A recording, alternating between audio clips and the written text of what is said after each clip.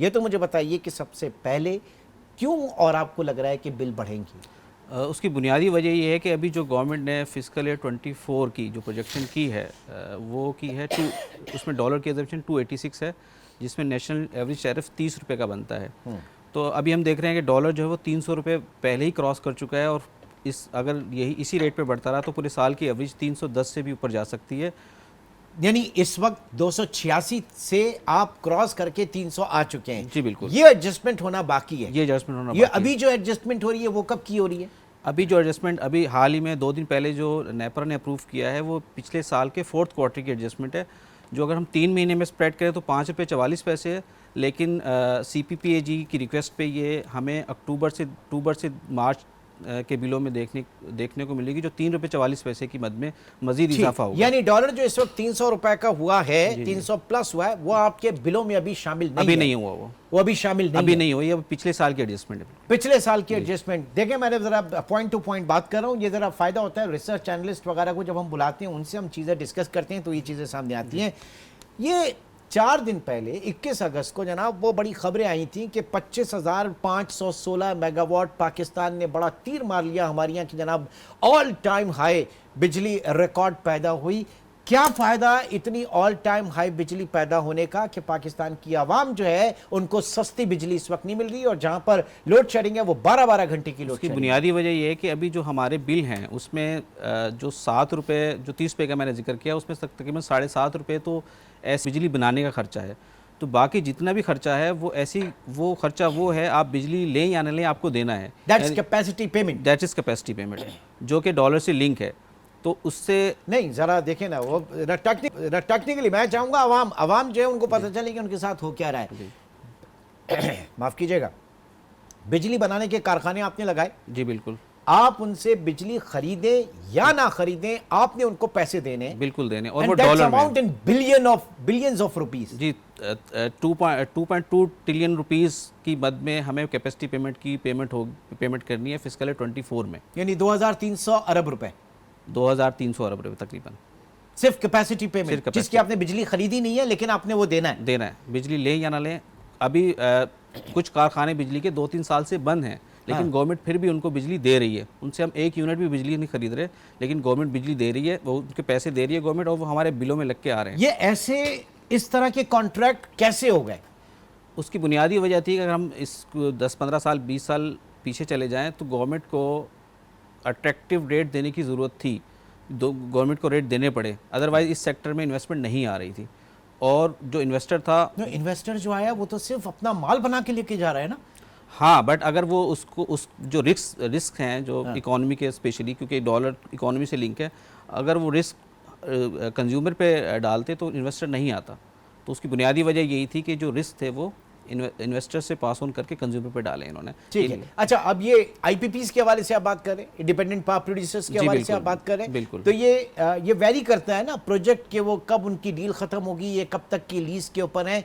क्या आप इससे चेंज नहीं कर सकते? या कमिंग बैक टू द जो हमारा अर्ली पॉइंट था कि जो आप डॉलर के हवाले से बात कर रहे थे, बेस रेट 286 का, प्राइम मिनिस्टर ने जो कल इजलास तलब किया है, इसमें क्या होगा? मेरा नहीं ख्याल गवर्नमेंट के पास फिजिकल स्पेस है नहीं इतनी कि गवर्नमेंट ऑलरेडी जो 286 जो गवर्नमेंट ने ऑलरेडी जो टैरिफ अनाउंस किया हुआ है, हाँ, उसमें सब्सिडी भी है। अभी इससे मज़ीद गवर्नमेंट के पास फिजिकल स्पेस नहीं है इतनी कि गवर्नमेंट जो है वो किसी भी तरह जो है वो बिजली के बिलों में कमी ला सके।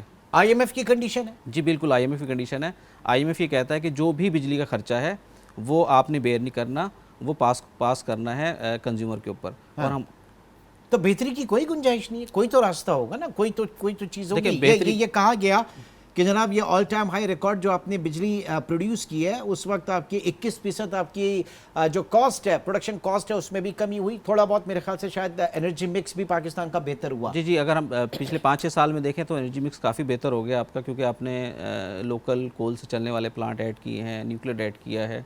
अगर वही बिजली हम फर्नेस ऑयल पे बना रहे थे, वो 30 रुपये की बन रही थी, कोयले पे वो बिजली तकरीबन 11.5 रुपये की है। तो बट अगेन इस वक्त एक यूनिट पाकिस्तानी को फी यूनिट कितने का होगा, और तकरीबन दर्जन भर तो के ऊपर टैक्सेस हैं। देखिए, अब 30 रुपये तो कॉस्ट है उसकी। अब वो गवर्नमेंट की मर्जी है वो किसको कितना जैसे जो बाकी लाइफ लाइन कंज्यूमर है उनके टैरिफ तो काफ़ी कम है, 30 रुपये से काफ़ी कम है। इसके अलावा जो है बाकी टैक्सेस हैं 22% से लेके 50% तक टैक्सेस हैं डोमेस्टिक और इंडस्ट्रियल। तो वो टैक्सेस फिर उससे जो 20 रुपये का टैरिफ है उसके बाद फिर टैक्सेस लगते हैं जो GST भी है, बाकी इनकम टैक्स भी इंक्लूड तो अंदाज़न कितना बन जाता है? अब देखें वो कस्टमर वेरी टू वेरी कर रहा है। एक अंदाजे के मुताबिक जो जिसके यूनिट 700 से ज़्यादा हैं महीने के, उसका बिल जो यूनिट है वो 55 रुपये 60 रुपये करीब पड़ रहा होगा। ठीक है, 20-25 रुपए इसमें फी यूनिट जी ऐड हो जाता है। ये मुझे बताइए कि एनर्जी मिक्स हम ये जो बारिशें पाकिस्तान में हो रही हैं, सैलाब आ रहे हैं और कहा जनाब कि हब डैम बढ़ गया, पूरा भर चुका है और दूसरे डैम्स जो, इसका कोई फ़ायदा होता है हमें हाइडल जनरेशन के ऊपर? देखिए हाइडल की जो जनरेशन की कैपेसिटी हम पूरे साल पे स्प्रेड कर दें, 50% से ज़्यादा जनरेट नहीं करता। ये 5-6 महीने होते हैं जिसमें हाइडल का कंट्रीब्यूशन ज़्यादा होता है। अगर सर्दियों के महीनों में ये जो कंट्रीब्यूशन है वो कम होकर 10-11% रह जाता है। अभी वो बढ़ के 30-40% हुआ है जो कि गर्मियों के 37% प्रिसाइसली अगर बात जी बिल्कुल इसी तरह जो सर्दियों के महीने में जो कंट्रीब्यूशन काफ़ी कम हो जाता है हाइडल का।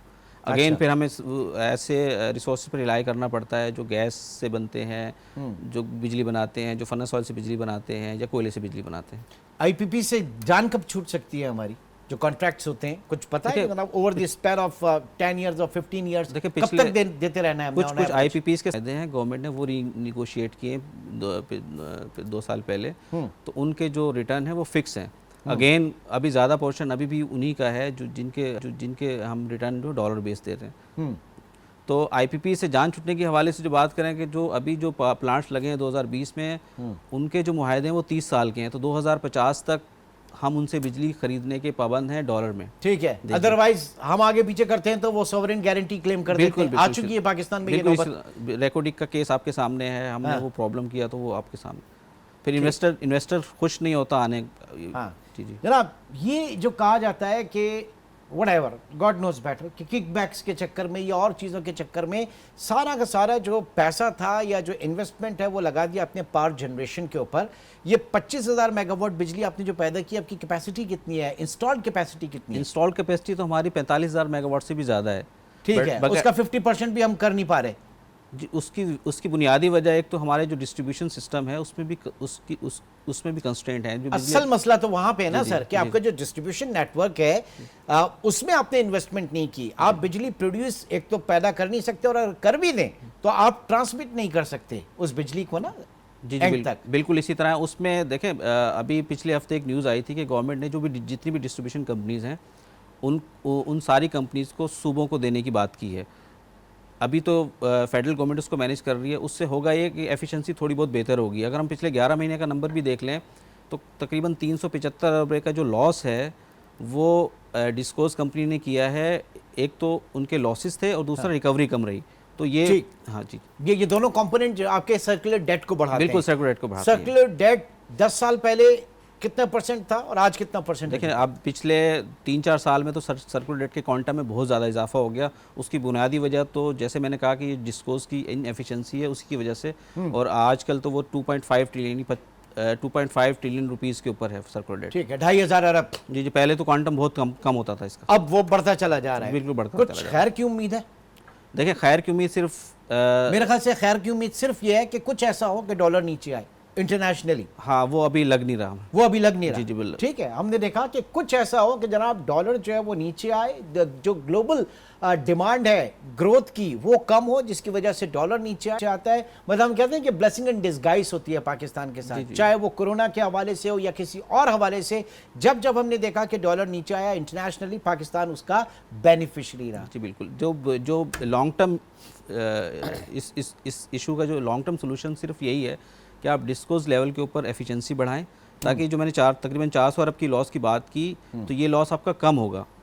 आप किसी भी तरह अपना जो भी आपने इतना बड़ा जनरेशन का सिस्टम लगा लिया है, बट उसकी जनरेशन की खपत अगर नहीं होगी तो पर यूनिट कॉस्ट बढ़ जाएगी। ठीक है, तो और कैपेसिटी पेमेंट जिंदाबाद, वो अपना वैसे ही जी बिल्कुल इसी तरह मीटर चल रहा है। क्योंकि हमारा जो 50% है अब वो बढ़ेगी कैसे? 50% आपका डोमेस्टिक कंज्यूमर है जिसकी गर्मियों में डिमांड बहुत ज़्यादा होती है, लोग AC यूज़ करते हैं। जब सर्दियों में जाते हैं तो डिमांड काफ़ी गिर जाती है। यही हमने देखा कि सर्दियों में डिमांड जो है 10,000 मेगावाट होती है, गर्मियों में वो बढ़ के 30,000 मेगावाट से भी बढ़ जाती है। ठीक है, यानी बात सिर्फ इतनी सी है। आपकी बात से मैं समझाऊँ कि एक मैं तो बस मुसल्ला लेके बैठ जाऊँ और दुआ करूं किसी तरीके से डॉलर जो है वो नीचे आए ताकि हमारे यहाँ थोड़ी सी बेहतरी हो। अदरवाइज हमारी पॉलिसीज़ जो हैं वो हम भुगत रहे हैं। और दूसरा ये कि इस वक्त आमिर ने जो बात की जनाब 286 बेंचमार्क था, ये जो इस वक्त बिलों का इजाफा, इतने भारी भारी बिल हम देख रहे हैं, ये पिछले सालों की एडजस्टमेंट है। इस सालों की एडजस्टमेंट तो अभी आनी है। चीखें तो अभी आपको सुनाई देंगी। अल्लाह ताला रहम करे हम सब।